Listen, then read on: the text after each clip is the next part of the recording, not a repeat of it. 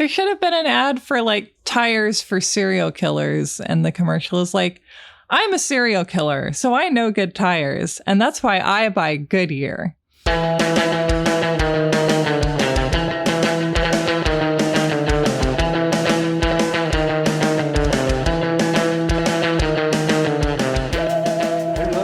First, if you remember, how many murders have you confessed to?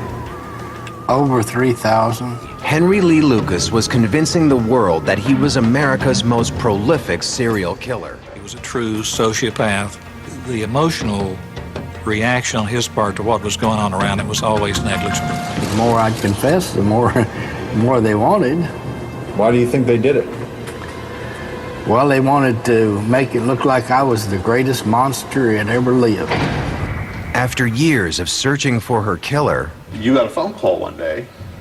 And they said Henry Lucas had confessed to her murder. How did you feel? We were ecstatic. We were excited that this could finally be over. Welcome to You're Wrong About. I'm Sarah Marshall. Today we are learning about serial killers with our friend Rachel Monroe, specifically about Henry Lee Lucas, the most, quote, prolific serial killer in American history. Or was he? I am recording this intro for you in the parking lot of an In-N-Out burger, and when I'm done with this, I'm going to go get a strawberry milkshake, which won't be funny to you now, but when you're done with the episode, it will be, I think. Rachel Monroe is a contributing writer for The New Yorker, where she covers Texas. She has been on this show before talking about various topics in true crime, and she's also the author of Savage Appetites, which is one of my favorite books, as we talk about in this episode. And I'm so excited to have her back because I love her work, I love the way her brain works, and I love working with her on the project of taking scary men who have been inflated to be somehow bigger than human because they committed violence, often largely against women, and puncturing them with our little pins and hopefully revealing them as sad little tiny lumps. If you want to hear bonus episodes, you can go to patreon.com/you'rwrongabout, or you can subscribe on Apple Podcasts and get bonus content that way as well. This episode is about a serial killer, or at least someone who claimed to be. And so we are, to some extent, going to talk about those alleged crimes. But in this episode, we really are trying to talk about the concept of murder without getting murdery, as my producer Carolyn has put it. And our project here is not exactly to study the crimes, but to study the way that we as the public reacted to them and what that tells us about ourselves. And that's all you need to know. Let's climb into our giant American-made gas-guzzling car and drive on down the highway to the episode. Welcome to You're Wrong About, where every so often we just need to talk about serial killers. And with me today is Rachel Monroe. Rachel, hello. Hi. Rachel Monroe, not a serial killer. Famously not yet a serial killer. You are someone who I met because you had written something on The All about the Columbine fandom community on Tumblr primarily at the time. And that material later showed up in a chapter of your book, Savage Appetites, which is one of my favorite nonfiction books. Aww. And you were also one of the original guests on the show. And the show was like but a teeny tiny little amoeba first stretching its little amoeba arms out of the water. Yes. I'll be the number one fan. I'll claim that spot. Yeah. And the first time you visited us, you talked to us about the Jonestown Massacre. And you're now coming back to talk about Henry Lee Lucas, who, in my opinion, is most famous for, or his legacy is, that he claimed to have murdered like kind of an unbelievable number of people, and perhaps in a way that helped start this sort of serial killer arms race we seem to be in the middle of, where we're obsessed with finding out which serial killer was the most prolific and was he American? Yeah, totally. Like, I mean, even just the word prolific, always makes me feel a little squicky with serial killers. Yeah, it's like, what are they, Nabokov? Well, I was just going to ask, I mean, I take it that you are a person who probably knows a lot about Henry Lee Lucas. Yeah, so why don't I tell you my understanding of him as a subject, and then you can tell me the reality of the situation. Sounds perfect. And I'll also talk about why we chose him. So I was interested in talking about Henry Lee Lucas because one of the larger subjects I want to talk about and continue talking about on the show is sort of how America became obsessed with the serial killer. One of the things that really irritates me, and I presume that it irritates you, I feel like we probably talked about this at some point in the past, is when people are like, true crime is having a moment. True crime was invented in 1994 by Court TV. And it's like, no. Because, like, yes, it has proliferated across platforms and media and genre in the past 25 years in a really interesting way that has a lot to do with technology and the number of platforms humans can consume media across, and therefore the number of different little subgenres true crime can exist in. But also, what do you call the fact that people used to go to witness executions for fun? Or the fact that the Bible starts off with a blame a woman story and then a murder story. Like, the moment is just like all of human civilization as far as I can tell. Like, if we can find sort of magically the first media moment, I bet it was like some guy doing a cave painting about how Og killed Nog and that everybody wanted to look at the cave painting. Rachel, thoughts? I mean, like, as soon as they have the ability to print things cheaply, like what are they printing? Like, condemned murders, confession stories or whatever. I mean, it's just, I say the same thing too about like what they call the true crime boom happening right now. I'm like, this is actually more just like it's like a podcast and streaming series boom. Yeah. Every time you have a new form of media, one of the first things that pops up in that new form of media is going to be like these crime stories. And often, like we see right now, it's like old familiar crime stories just being told in a new way because they're just, they compel us on a very visceral way. And they have a narrative arc that hooks into you. And podcasts especially, there are many ways that they're useful that we could both, have insight into. Like, you can make a podcast very cheaply that somehow reaches millions of people. And there's like a fairly high limit to the floor of cheapness at which you can make TV, or like the number of people who have to say yes to you. And when you make a podcast, no one has to say yes to you. And there was, I think, a real land rush in terms of like, 10 years ago, you could be like, nobody's really made like a big Manson podcast yet. But do you feel like among normal people, if such a thing exists out there in the world, is Henry Lee Lucas as famous a serial killer as Charles Manson or Ted Bundy or whoever else? I mean, my impression, like when I was telling people that I was working on this, is a lot of people sort of had the vague sense of like, oh, he's got 3 names. He kind of sounds like a serial killer. That vaguely, his name scans like a serial killer, right? Right. Most of them didn't know who he was. You know what I think is that most people know him without knowing they know him, because I think he willingly provided the basis for an archetype that has come up like in every season of Criminal Minds, for example. Because I think in a lot of serial killer media and like fictional stuff, or even like in true crime accounts that kind of use serial killer archetypes as ways to organize their storytelling, we often have the dichotomy of like the smart, calculating serial killer versus the serial killer who just can't help killing, and who's often like folksy and Southern. So Henry Lee Lucas, yeah, I feel like he is not like Ted Bundy and Charles Manson, who sort of like became so influential to mainstream society and so known by everybody. They just became mainstream cultural figures in a way that continues to annoy me. Like, I was talking to Alex the other day, Alex Steed, who co-hosts You Are Good With Me. Charles Manson was like this tiny, stupid, tiny man. Like, and I had this little cup of orange juice or something. And I was like, Charles Manson could have used this as a bathtub. He was that tiny of a man. And now, like, because of the legend he's become, he gets to be this like looming giant over the entire late 20th century. It's infuriating.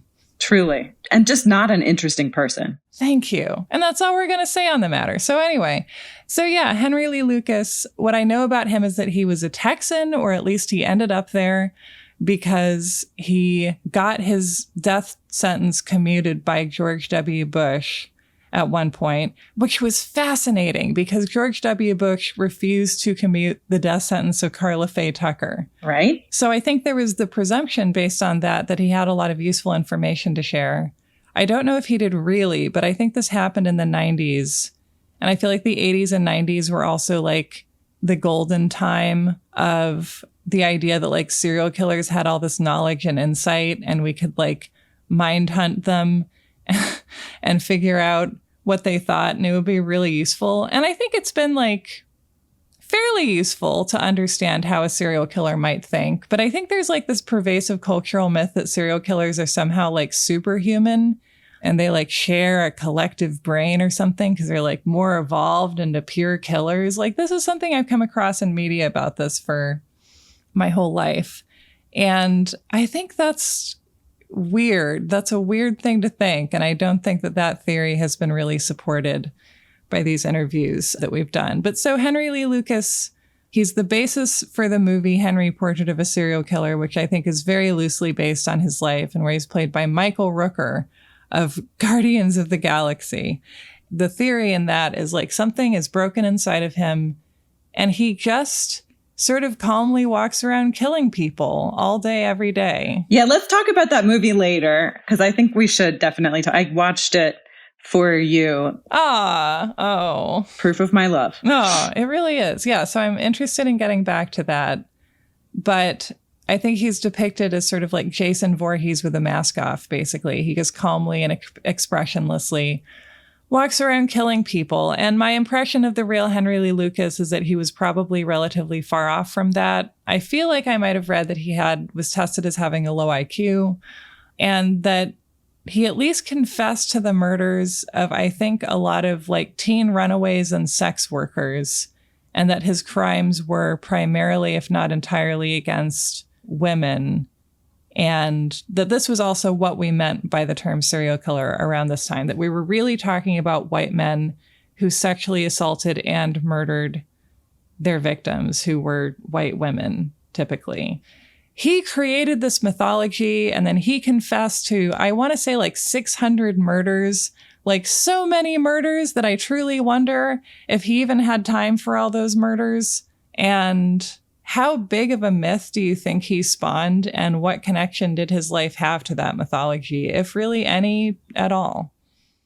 Yeah, I think you're really right. In some ways, like even if his name is not as well known as some of these other more celebrity-ish serial killers, he did have this huge role in creating a mythology that we still live with, even though a lot of what he said has like since been extremely discredited. I think in some ways the reason that we don't hear about him too much is because this story ends up being embarrassing for a lot of people. And then we still kind of live inside this mythological world that he helped like reinforce and create. So probably the best place to start is maybe like the moment at which the myth kind of starts to spin out, which is June 1983. Hello, 1983. Henry Lee Lucas is arrested for a case for a murder that is, you know, it's awful, but it's like kind of awful in a pretty normal sort of awful murder way. He had been traveling with a girl, and they had moved in with an older woman to, you know, help her out around the house. After a couple days, the older woman, her name is Kate Rich, her family figures out that Henry Lee Lucas, and I feel bad calling her his girlfriend because she's 15 and this is a manipulative relationship, but everybody calls her his girlfriend. So Henry and Frida, who's this girl, they've been stealing from this older woman. So they get kicked out, and then shortly afterwards, the older woman is found missing. Henry Lee Lucas is suspected of her murder. So, you know, all of this is like pretty standard, right? Like this kind of drifter figure moves in with a rich older lady, steals from her, and then she goes missing. Like, probably the drifter guy would be a prime suspect. Mm-hmm. So June 21st, 1983, there's like a pretty standard court proceeding. He's being arraigned for this murder, which he has confessed to. This is happening in a tiny town in Texas. I just looked it up. It's like population 400. Oh, what region is it? What's it like out there? It's like the nearest city is Wichita Falls, Mm-hmm. Dallas, maybe an hour-ish outside of Dallas. Mm-hmm. So one of these towns with like a big, imposing courthouse. Texas has like the most beautiful, extravagant courthouses in these towns with like no people. Your town has a beautiful courthouse. We do, thank you very much. So a big courthouse, like, couple reporters there, whoever's on like the regular crime beat. The judge is like reading the indictment, asks Henry Lee Lucas if he understands it. And this guy, Henry Lee Lucas, who nobody has heard of before, says like, yes, sir, I have about 100 of them. Oh, boy. And everybody in the courtroom is like, what? Do you have 100 murders? Notable at this point that he has not been appointed an attorney. Huh. Right. If I were his lawyer, I'd be like, Henry, ixnay on the 100 murders, hey. And so immediately, the next day, this is like front page news. There are helicopters like circling this courthouse in this tiny town. One detail that I really liked was that there was a lady in town called the sheriff to report that one of these helicopters had kicked up a bunch of dust and soiled her laundry, which she had just put out on the line. Yeah, she did just put that laundry out. How dare. Exactly. So that's the kind of like crime situation or, non-crime that the sheriffs out there were used to dealing with, right? Like dust on my laundry. I would also add that as far as I can tell, this is a time when people could not stop speculating about how many serial killers there were. And I remember finding this article that was like an opinion piece in the Anniston, Alabama Star Gazette or something that was like, by my estimations, as some guy in Anniston, Alabama, there are this many serial killers. And as you can see, it's a lot. And it's like, well, thank you, some guy who thinks there are this many serial killers for some reason. But it felt like there was this idea that like, there were people like him out there, but we weren't finding them yet, but we would. I mean, this is not just some guy writing about this in the newspaper. Like, this is part of what's going on in the air around then. Yeah. This is the post-Bundy era. Mm-hmm. This is like the period of like the slasher movie, this idea that like these guys are out there. And I think it's really important too that it's also the time of like Reagan presidency. We have like a lot of task forces on like violent crime and task forces on victimhood. And this is like where a lot of our modern language of like crime and fear and victimization is being shaped. This guy sort of coming out and saying, I've killed hundreds of people. Or I think at this point, just 100, merely 100. Merely like 100. This is what the air it's being released into. Right. So it's like the world was waiting for some guy to step forward and say this. Yeah. And actually, it's like a month after, or even just like a few weeks after Henry Lee Lucas starts to immediately become a media sensation. The Senate has a hearing on serial murder. Wow. And Anne Rule testified before the Senate. Oh, Anne, of course you did. That's great. Can I send you the part of her testimony? Yes. To read? This is a great turn my day has taken. For people who don't know, for people who somehow don't know, Anne Rule effectively remade true crime. She made it into a genre that wasn't about how sexy it was to think about women being murdered, I would say. And she made it into one that was about empathizing, or at least sympathizing, with the murder victim and talking about what a nice young lady she was, which has its limitations, but was a great step forward. Okay. The serial killer is a man who travels continually. He is a troller who encounters his victims in a random and senseless manner, killing those he perceives to be vulnerable simply because he is obsessed with killing for its own sake. The serial killer seldom knows his victims before he seizes them. They are strangers, targets for his tremendous inner rage. He is ruthless, conscienceless, and invariably cunning. I love how she said he's a troller. That really shows that she's a Northwesterner. What does that mean in the Northwest? Oh, just like as a means of fishing. Oh, like he's just putting his net out there and scooping up whoever. He's just walking around with his net out. Yeah.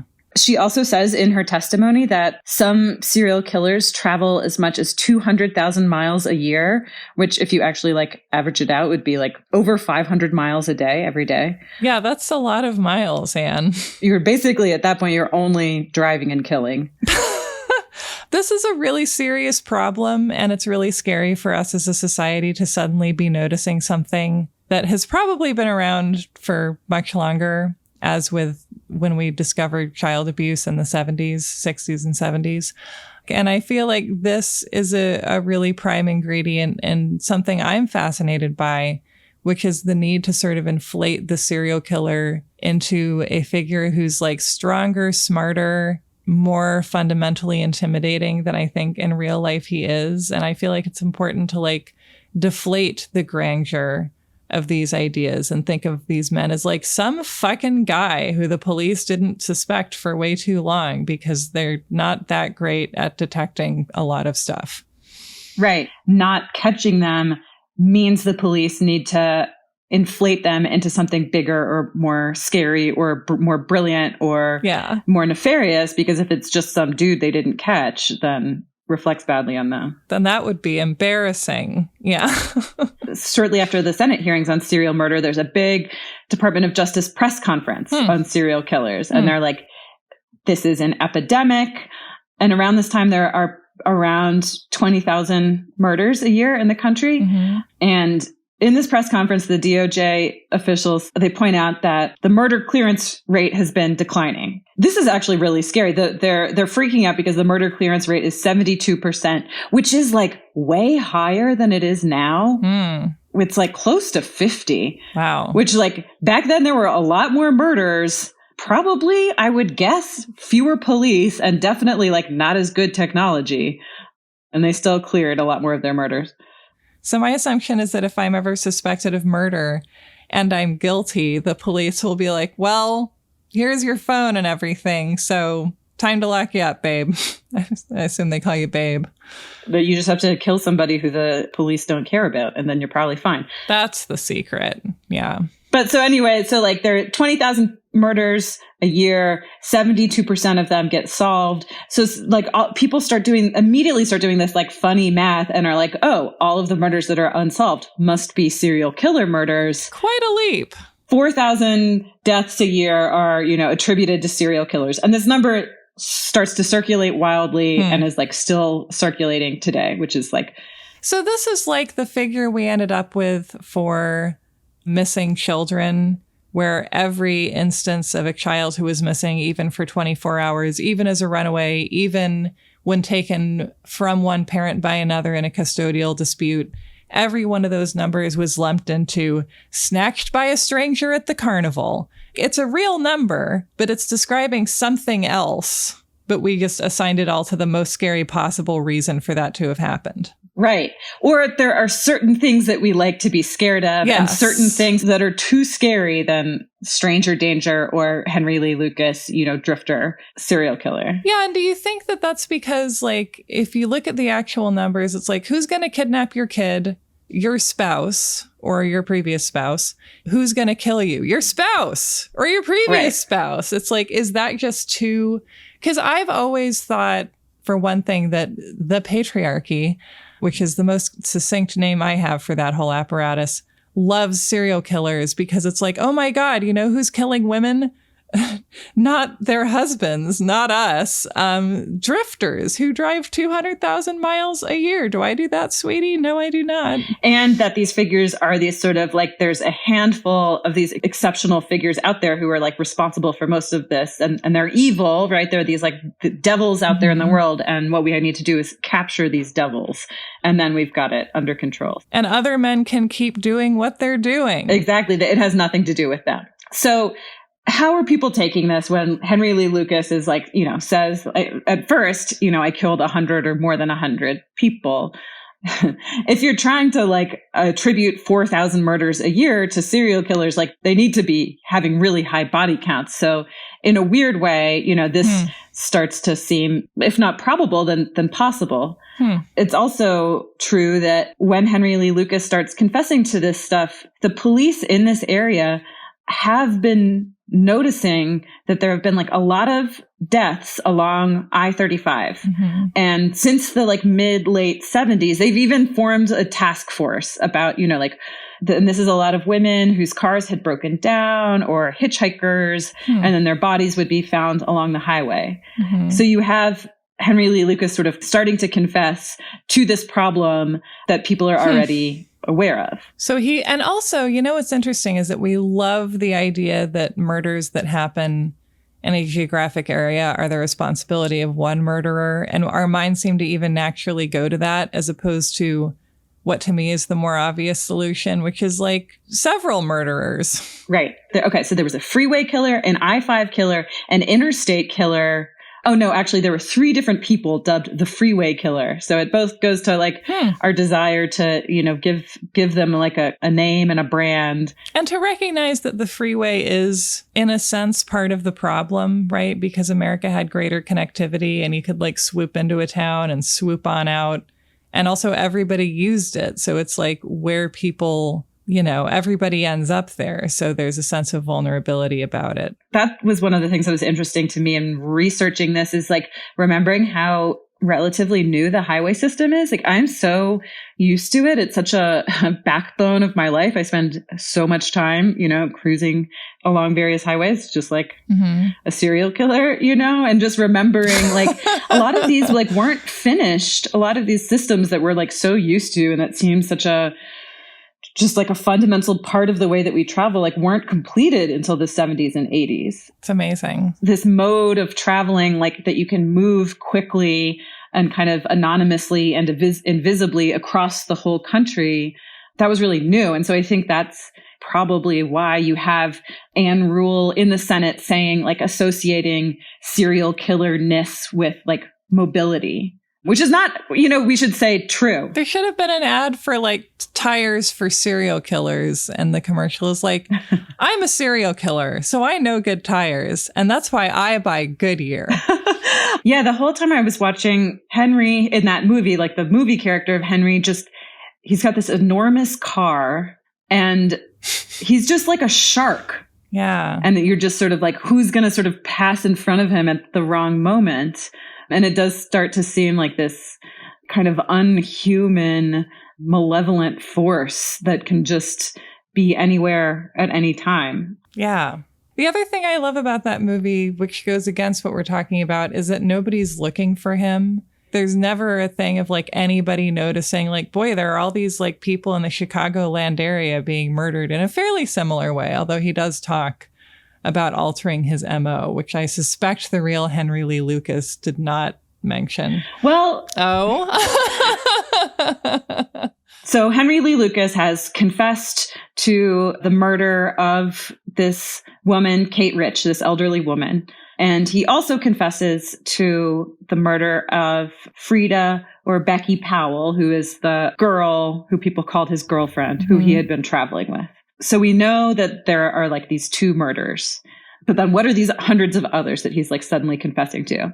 So you have like cops in Texas who are, already thinking about these unsolved murders along I-35, come and talk to him.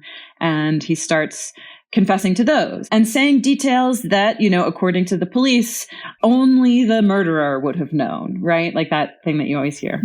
The story that he starts to kind of spin out is that he and his buddy, this guy, Otis Toole, I assume you say it Otis, it's Ottis. So yeah, it's like the least of these guys' problems is the spelling of this thing. So Otis Toole, so the story that sort of emerges is that Henry and Otis would drive around the entire country and they would kill people.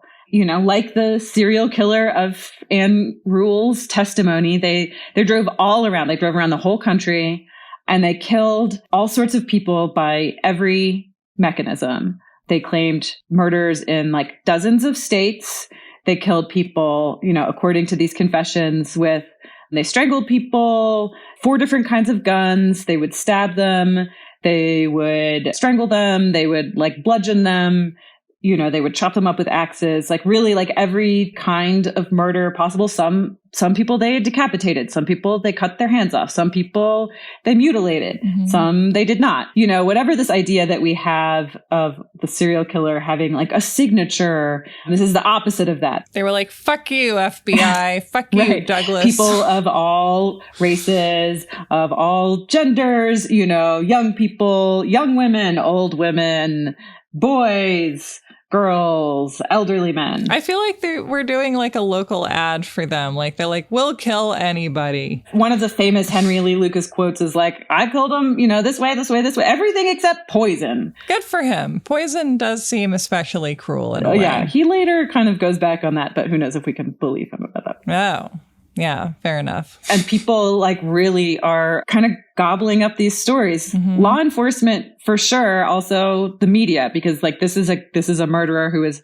willing to talk. Is this like the like can't look away true crime story people are immersed in at this moment? Yeah, like 100%. It's just huge. And then also, you know, first it's like just cops all around Texas, but then it starts widening out and police are coming from Georgia and coming from Colorado and being like, hey, you know, we also have these crimes, unsolved crimes that seem really mysterious. Like, and because there's no method to his madness, right? It could be like literally any crime. You could be like, well, maybe it was Henry Lee Lucas. And he like cops to them all.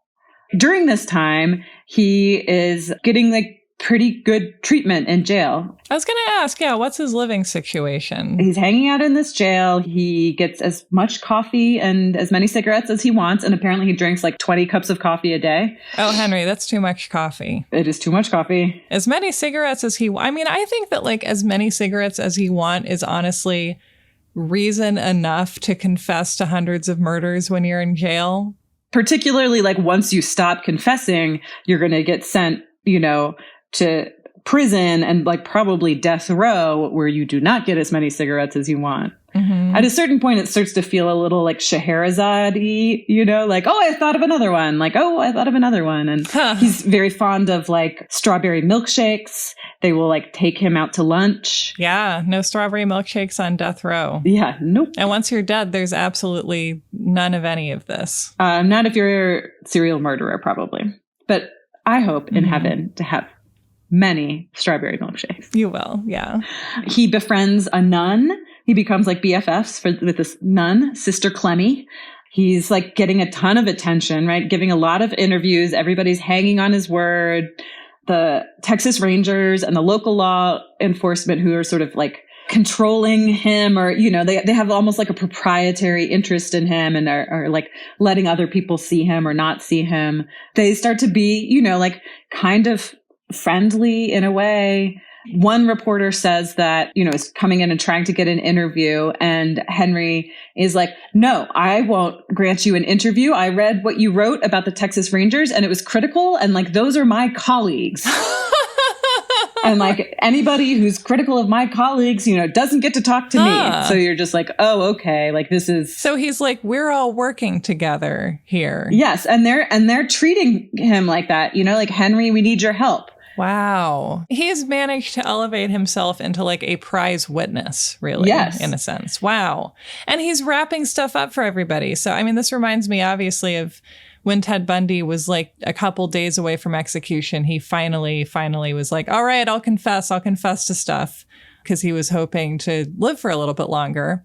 So then, of course, everyone from every place he had ever been was like, hi, did you kill anyone in Pennsylvania by chance? Because it just was like a way to ideally get some answers, but maybe it's okay if they're not the right answers, because you just want to have closure, whatever that is. Right. Closure becomes more important than truth or something. Like, yeah, you do see that the kind of perverse incentives for law enforcement to attribute something to him, because here's a guy, he's already locked up. By 1984, he's been convicted and sentenced to death for one of these crimes. So it's like, okay, We don't need to put up the money for a trial. We don't need to kind of marshal evidence for a trial. Like, he says that he did it. So we can sort of have all the benefits of crossing this off the list without any of the kind of burden of having to prove it. Right. It never has to be like held to that standard. You don't have to have like the police sort of up there publicly, making this claim and having it, in this, picked apart in an adversarial public proceeding. It's just sort of, it gets to be done in this more sort of backdoor kind of way. Right. Which makes sense because the law really wasn't made for closure and media was. Right. Totally. Oh, and so another thing that he gets to do is he's like traveling all around the country, though. They're like flying him, sometimes on a private plane to these other jurisdictions so he can sort of come like point out the crime scene. Naturally. Well, I've never been on a private plane. Well, this is one way to do it. Would not maybe recommend. Not great in the long run, but I'm curious, like, is there ever really persuasive stuff where it's like, wow, like, how could he have known that? Or is it more like, does it tend to be that they're like, hey, do you remember murdering a woman wearing these things outside Fargo? And he's like, yeah, I did, now that you mention that. The vast majority of these conversations weren't recorded, so we don't know, and everything is about to get really muddy.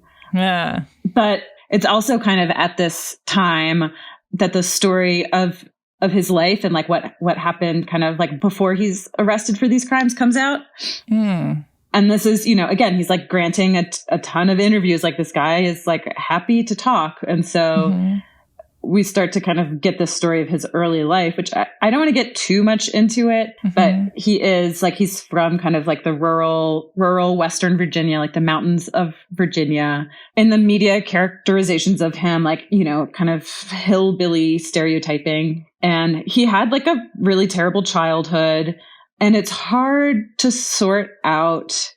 I don't know. By the end of like reading about him, I was like, this guy really always tells everybody what they want to hear. Right. In some ways, like all of these stories of his like extremely poor, extremely violent childhood are probably true, at least in like broad brushes. But there are also these like upsetting kind of gothic touches that, I don't know. I mean, they totally could have happened. And if they did happen, like, that's a good way to like make a child into a serial killer. But then, you start to wonder, is he just kind of like filling in the backstory that's like exactly the backstory that people want to hear? It makes me not want to go too much into his childhood, because for a lot of it, the only source is him, right? The broad brushstrokes that are true: his father had lost both of his legs in a railroad accident, and he was kind of like sold pencils along the roadside. His mother was an alcoholic and also like slept with men for money. I think his dad was also an alcoholic, a violent home.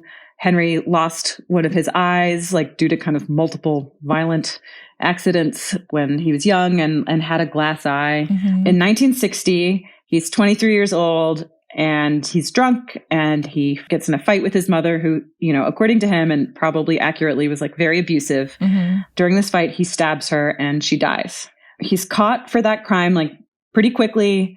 He's like immediately the suspect. He's immediately caught. He immediately confesses, sent to prison, is released in 1970.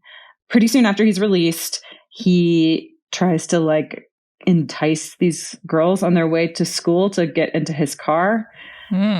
Like multiple girls. It was very creepy stories. At different times. It's like the same day, I think. And is promptly arrested for that. Locked up again immediately from 1971 to 1975. So the period in which he's like confessing to these hundreds of murders is after he gets out from those sort of attempted kidnapping crimes. So 1975 to 1983. Yeah. And how many murders is he confessing to? Like, it's hundreds and hundreds, right? So he is questioned about, I believe, 3,000. He confesses to around 600. That's great restraint, Henry. The various law enforcement departments end up clearing 213 cases. Oh, wow. Thanks to his confessions. And he ends up being formally convicted of 9. and sentenced to death for one. So if he's confessed to 600 and we're talking about an 8-year period, that breaks down to like 75 murders a year. So that's like a murder every 4 or 5 days, I guess. Yes. Which is not an unsustainable pace, I guess, as these things go. But like, you would think that you would get caught at some point between your first and your 600th, I would think. Yeah. Well, and particularly because, okay, he kills his mother. And then pretty soon after he gets out, he tries to kidnap these girls. In both of those cases, he's caught immediately, like within a day. Like, he doesn't seem like a very sneaky person. Other people start to have similar questions, right? Like, how does this make any sense? And some of the police officers who are interviewing him and trying to pin cases on him, like a couple of them, will like test him out and invent a fake case, and he'll totally confess to it, which you would think would be a big red flag. But there are a lot of like other more credulous people in law enforcement who are like, he killed so many people. Like, how can he be expected to remember each one? Which is so silly, because it's like, if it's weird that the default is like, well, if he can't really remember, he can still be right when he says, yes, he did do that thing. He doesn't really remember, but he remembers enough to confess to it. It's like, oh, okay. Exactly. They'll ask him to draw pictures of the victims, and he's just drawing these sort of like identical pictures of like cartoonish women with big eyes and like big breasts. Why do we always think serial killers are going to be good at drawing? I don't know. The longer this goes on, the more it starts to kind of fall apart. So one of the cases that he confesses to is the murder of this woman, Deborah Sue Williamson, who in the summer of 1975, she's stabbed to death outside her home in Lubbock. She's like a young woman. She had just gotten married. She worked at McDonald's, and the sort of details of the crime made the police think initially like, oh, she must have known her killer. This, seems personal. Then Henry Lee Lucas confesses to it. The police tell her parents like, look, we've solved it. This guy confessed. And initially her parents are relieved, but then they kind of look into it a little further, and it just like immediately falls apart. And these are just, these are just like grieving parents. These are not detectives or anything. If you just look at the facts, Henry Lee Lucas is released from prison. 2 days later, allegedly, he stabs this woman, Debbie Sue, on her doorstep in Lubbock, Texas. But if you look at the paperwork, like as soon as he got out of prison, he flies to Baltimore and then takes the bus to Maryland to like stay with his half sister. So it's just like the geography doesn't make any sense. Yeah. Like, is there even time for any human being to physically do it, let alone like, would he really do that? Why? If you were kind of like a roving force of ambient evil, you don't need to drive to Lubbock to do that. Like, just do that in Maryland where you are. Was there literally not time for him to have gotten to Lubbock, or does it just make no sense for him to have done it? Well, I mean, in a lot of these cases, I don't know about this one specifically, but in a lot of the cases that start being looked at more closely, technically the police will be like, well, it's technically feasible. If he didn't sleep at all, got in the car, drove, did this immediately, drove back, it's right. In some cases, it's like that. But in some, the more they start looking at it, not even technically feasible at all. So right. There's a newspaper reporter, Hugh Ainsworth. Have you heard of him? He wrote a book about Ted Bundy. Yes. Yeah, he did. He co-wrote, was it The Deliberate Stranger? Is it a good book? Yeah, it's one of the better ones. Hugh Ainsworth seems really interesting, and he's still alive. He also apparently, this seems insane to me, but he witnessed JFK's assassination. He was like there in Dallas that day. I think he lives in Dallas. What? And he also was there when Jack Ruby killed Lee Harvey Oswald, a couple days later. Wow. Which is just like, what are the odds? Did he want to see Oswald getting released? Yeah, he was like a reporter, so he was just like around. Remarkable. Also, do you know who else was at the JFK assassination? Who? Bill Paxton. Wait, really? Yeah, he was like 5. That's wild. A lot of history happens in Texas, I think, is the moral here. Yeah.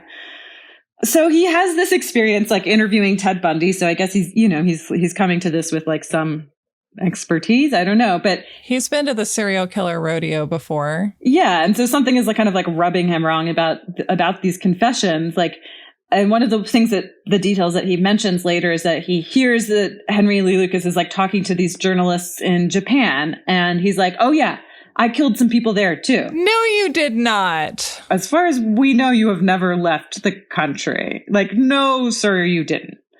And then also, like, once you start poking around, things get really much weirder. And there are all of these sort of sketchy things about Henry Lee Lucas and his confessions that are just like not really being widely reported. Like, he claims that he killed Jimmy Hoffa.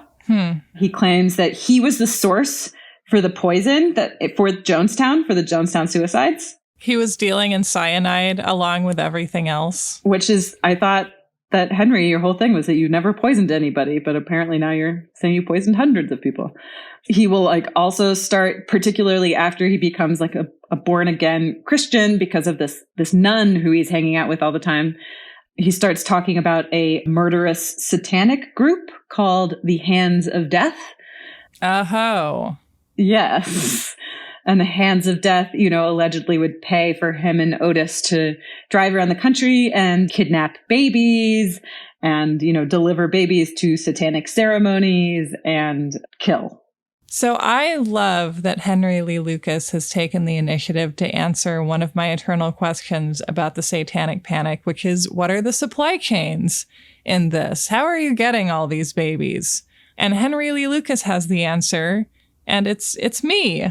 I did it. I was the freelance baby snatcher. You would need a lot more people on that. But I think this speaks to his particular genius for figuring out what people need to hear and being like, oh, and you know what other cultural mystery I can solve for you? The satanic panic. Good job, me. He is like reflecting the anxieties and the fears of the moment and like channeling them and like spinning out a story. Yeah. So in 1985, so like a couple years after Henry Lee Lucas is arrested and starts confessing, Hugh Ainsworth publishes this sort of explosive newspaper story that's casting doubt on all of this. And then the next year, the Texas Attorney General's office commissions a report. It's called the Lucas Report, to really kind of dig into this and be like, what's really true and false. Mm-hmm. And so this report meticulously kind of goes through Henry Lee Lucas's life and Otis Toole's life and like figures out all the paperwork and everything they can find and just kind of maps out like, these are the crimes that he's confessed to. These are the crimes that he, have been cleared. And this is, our best guess as to like where he actually was. When you sort of see it laid out like that, it just really starts to seem the like legend of this guy as this roving omnivorous murderer like really starts to seem absurd. Like, there's a killer on the road. His brain is squirming like a toad. It's just like, okay. So like in October 1979, so allegedly he and Otis Toole, they like stab a woman outside Austin on the 2nd. Mm-hmm. On the 4th, they're in Georgia. They shoot somebody. On the 5th, they're in Nebraska. They kill somebody with a machete. On the 8th, they're back in Georgia. They shoot somebody else, but with like a different caliber gun. On the 16th, they're in North Carolina. They kill somebody with a shotgun. On the 20th, they're back in Georgia and kill somebody. On the 23rd, they're in Austin again. They killed 2 people, again with a different gun. And then on the 31st, they're elsewhere in Texas and strangle somebody. Like, anyone who does anything knows that this is too much. No one would choose this for themselves. Right. And even if you had like very high executive function, right, it's just like not possible. Like, the only way to find this believable is if you buy into some version of the like serial killer as Ubermensch thing, which is very weird and wrong, I think. And it's funny how that idea of, the serial killer as this superhuman figure factors into the police account, or at least the police account that believes in these confessions, like where they're like, oh, Henry Lee Lucas was like a master mechanic and he could just fix up these cars so they could just drive and drive and drive. But in reality, he's just constantly like stealing his relatives' cars. His relatives always like file a police report because they're like, fucking Henry. and then like abandons them because he's like driven the car. It's like a shitty car, and he drives it to the ground and like never changes the oil. So he's like Thoreau. He's like being supported by like all his relatives the whole time, but he's like a legendary lone wolf. Right. Well, that's the thing is like the people who put together the Lucas report find that you actually really can kind of map out where he was during a lot of this time. Like he doesn't actually travel that much. And when he does, he's usually moving between like relative's house to relative's house. There is a paper trail, right? You can see like when he kind of moves through the world, he's like selling his blood for money and applying for food stamps and stealing somebody's car and getting a ticket for like letting dogs run loose and, you know, cashing his paycheck. Yeah. To sort of believe that he's keeping up the schedule, you know, you not only have to believe that he's like this superhuman driving figure, but also that he's like forging all of these documents and involved in like a very complex scheme, like filing fake timesheets. Or is it more likely that he's just like some dude, you know, crashing on his sister-in-law's couch? No, it never turns out to be some dude. It's always the superhuman answer. I mean, what's funny is that like this is the kind of debunking that to me is obviously 100% persuasive, but I feel like the whole QAnon apparatus is based on being presented with this kind of thing and being like, well, it is a grand conspiracy and they did forge all that documentation. And Wayfair, we're no longer, if we ever were, speaking the same language in terms of like what facts are admissible in this kind of a thing. I mean, and just looking at the schedule he's keeping, what also occurs to me is just budget. How much gas is this man affording? And like, it makes sense if he's like a transient worker who's like drifting around, like working for the carnival or something. But like, he's not working. Well, but the thing is, like, for a lot of this, he is working. Oh. And his job he's got these jobs mostly like kind of along the East Coast. And so part of the, you know, fundamental to the police, the law enforcement case for a lot of this is this idea that he's involved in this like complex, you know, timesheet forging scam, which, you know, is very convenient for them. But there's like really no evidence that happened at all. Right. In one murder that he confessed to, you know, and the police were like, he described this woman and he described, you know, the convenience store where he picked her up, where she was last seen. And he described, you know, precisely her jewelry and her possessions. And like a few months later, there's a drought and the creek in this town drops and like, oh, there's her car and her body is in the car. And it's like, pretty obvious that she had a seizure and she drove off the road and she drowned. You know, it's like not a homicide at all. And in other ones that he confessed to, you know, like later the woman's husband like confessed and like turns out the husband did it, you know, so there are just multiple cases that are clearly not attributed to him. Right. I think the really heartbreaking thing about reading this report, these deaths that are attributed to him, these are people who really did die, right? So if he didn't do it, then someone or something did. And then they do kind of piece together like what seems to me a much more realistic version of, you know, what he is doing between 75 and 83 when he's arrested. He gets out of prison. He marries a woman who's like his nephew's widow or something, like a kind of a in-law. Faulknerian. Exactly. And then like immediately starts molesting her daughters. He's not this genius, devious drifter. He's like this much, much more common thing who's like this creep who is like preying on vulnerable people in his proximity, in his own family. And those are things that he denies, you know, even when he's out there like confessing to being a member of the satanic cult that's like kidnapping babies. He's just sort of like, oh no, I definitely did not like molest all these girls. That's somehow the thing that you can't admit to, even though there's like a lot of evidence that he did. He like definitely did. Well, and it makes total sense to me that the stuff that he clearly did is the stuff that he's going to deny, because of course it's easy to confess to a crime you didn't commit in this logic, you know? Yeah. Exactly. Do we think that he killed anyone aside from these people in his life that he knew? Like, is there persuasive evidence of that? Is it just a gray area?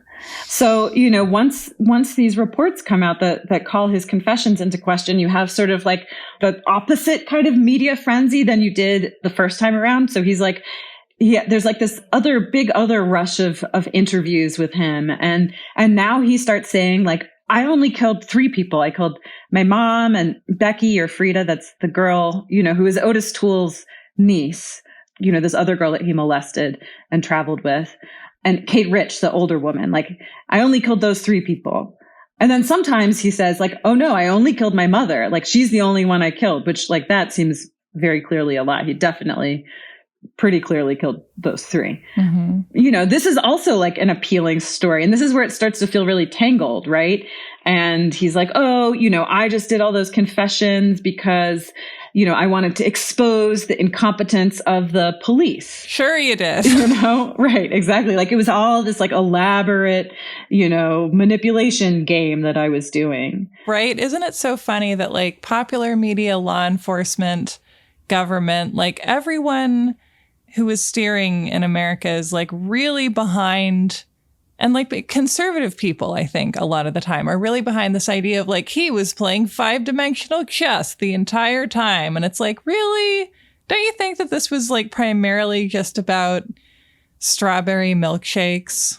And this is, again, where it gets really hard to know what really happened. I mean, you don't want to take Henry Lee Lucas's word for it, right? Like notorious, multiply proven liar, like just such a liar. And so willing to tell us what we want to hear, right? And so what he's saying is like, oh, the police fed me the answers. They showed me case files. They told me what to say. They coached me. And, like I could totally believe that that's true. Mm-hmm. I could also totally believe that he made that up. I could believe that maybe something in between, right? Where people aren't necessarily feeding him the answers, but kind of asking. I mean, we see this a lot, right? Like police asking leading questions, mm-hmm. whether they realize they're doing it or not. Yeah.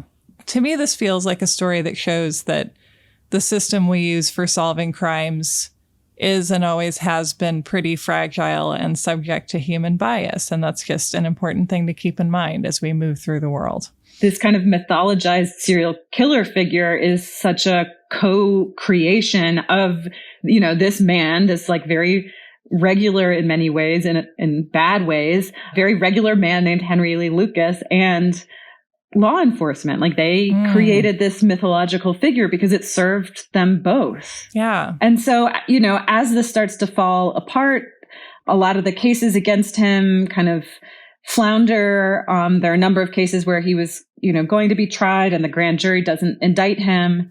Like you said, the one case where he had been given the death penalty for, George W. Bush later commutes that sentence in 1998 because of these irregularities in his confession spree. Interesting criteria, George. I mean, not that I'm against it. I'm just against a lot of your other choices.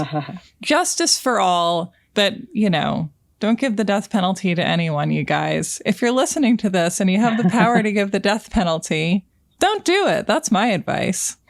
So it just ends up in this like very confusing situation where a lot of these cases like are still considered cleared, even though all of these questions have been raised. Nobody in law enforcement like lost their job because of this. A lot of them got like promotions or, We loved what you did with the fake serial killer, annual sir. rewards. Yeah, exactly. A lot of them still kind of hold to this mythology. Like there are these kind of two competing narratives where it's like, oh, either he killed a lot of people or he killed 3 people. To me, I like don't feel like there's been a satisfying answer of like, did he kill more than those 3 people? And subsequent DNA testing that has been done, which hasn't been done for most of these cases, but the ones that it has been, like, none of that has tied him to these cases. But it still seems to me like strange that he would confess to killing a lot of people, kind of out of nowhere. And to me, it doesn't seem outside the realm of possibility that like, this is a situation almost like in the Satanic Panic, where somebody sort of confesses to something and there's a kernel of truth in it, even if their story is sort of bigger or more dramatic, or they're like improbable elements of the story. And then instead of focusing on that like kernel of truth and trying to drill down to that, we get distracted by all of the things kind of swirling around it and like follow those. And then whatever could have been the kernel of truth just gets like completely lost and buried and is like unrecoverable. Well, what seems interesting to me that had never occurred to me before is like maybe Henry Lee Lucas was a serial killer as we are, we're defining that on some scale. Or also maybe he wasn't. Maybe he just killed a few essentially women who he knew. And so when we were getting so excited about serial killers, he failed to meet the criteria. So he was like, whatever, I'll just pretend to be the kind of criminal that people are super interested in right now. And then that'll be how I get ahead. Right. We were like, we don't give a shit about you murdering your female relatives. Like, who cares? Everyone does that. Kill a stranger. The more that these stories come out, the more that we as a public almost need the stories to be more horrific for them to like move us at all. Oh, yeah. So like Henry Lee Lucas gave everybody what they wanted. He gave the police this idea of this like killer who was everywhere and did everything. For reporters, he gave them, this... the Johnny Cash of serial killers. Right, exactly. Like, and for reporters, he was like this figure with this like really horrific backstory who like all he wanted to do was like tell you about his awful life and all the terrible things that he'd done. Everybody wanted those things. And in some ways, I think that's why he's less known now, because it like reflects really badly kind of on everybody. Yeah. And it's funny, this makes me think again of Copycat, which is a masterpiece. That movie is also about the danger of serial killers like becoming infatuated with the idea of being written about and studied and obsessed over.